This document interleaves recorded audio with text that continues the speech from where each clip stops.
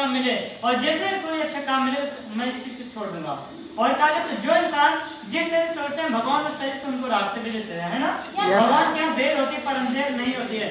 मैंने भी सोचा मुझे भी सेल्फ स्टार्टअप मिले, मैंने शुरुआत किया और मैं बताना चाहूंगा कि शुरुआती दौर में जब मैं नया था बहुत ही संघर्ष करने का जब टाइम था, बहुत ही सारी तकलीफें आई, लोग मना कर देते थे, मेरे मित्र के और यहाँ तक कि नाते रिश्तेदार ने कोई साथ नहीं दिया। बहुत सारे लोगों को मैंने बिजनेस के बारे में बताया लेकिन कोई काम नहीं किया, वो सब मेरा मनोबल घटा रहे थे।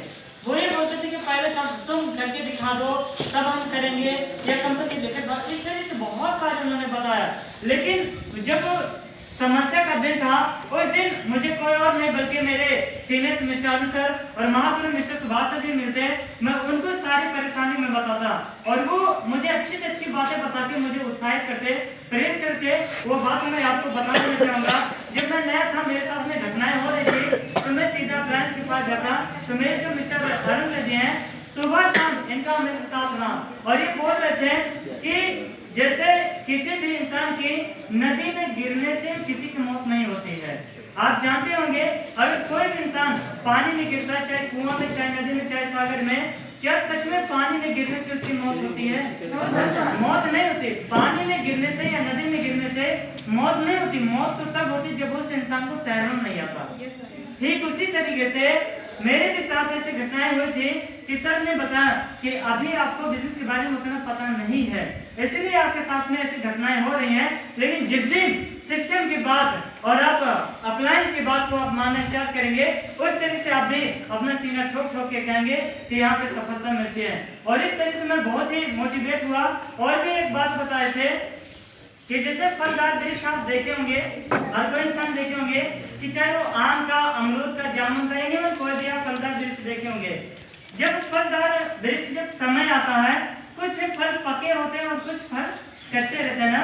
लेकिन जो फल पके रहते हैं उनका तो टाइम आया रहता है, लेकिन जो फल कच्चे रहते हैं उनका टाइम आता कि नहीं आता है? आता है ना, उनका भी टाइम आता पकने के लिए। लेकिन वो कब पकते हैं? जब वो डाली को पेड़ के संगत में रहेंगे तभी। अगर वो डाली को छोड़ दें, पेड़ को छोड़ दें तो क्या वो पक सकते हैं? इसी तरीके से मुझे भी बताया गया कि अगर आज आप हताश होकर अगर आप छोड़ देंगे बिजनेस को तो आप कभी सफल नहीं हो पाओगे, लेकिन अगर आप सिस्टम की बातों को मानकर आप चलें तो आप सफल हो पाएंगे। इसी तरह से मैं बहुत मोटिवेट रहा और लगातार मैं काम करता रहा और आज बताते हुए बहुत ही खुशी होती है कि जहां से मैंने जीरो से स्टार्ट किया था और आज अप्लायंस के बदौलत आज जो मेरी टीम साइज है वो 550 से ज्यादा लोग हो चुके थे।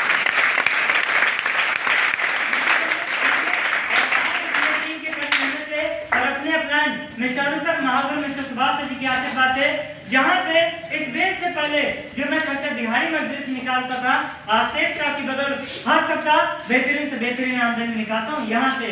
और कभी मैं भी आपके कोई तरीके से एकदम नया था, कभी आगे, कभी बीच में, कभी पीछे बैठकर ध्यानपूर्वक सुनता था और ये सोचता था कि भगवान मेरे कब नंबर आएगा। लेकिन आज बताते बहुत ही खुशी होती है कि आज अप्लायंस की बदौलत से कंपनी मेरा 2 लेवल और पहला रैंक भी कंप्लीट हो चुका है। पहले तो मेरा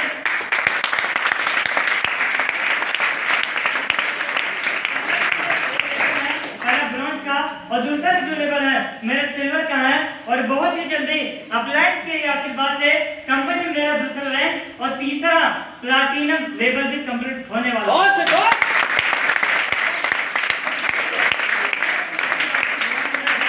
आप सभी ने मेरी बात को ध्यान से सुना, इसलिए थैंक यू। भारत के दोस्तों।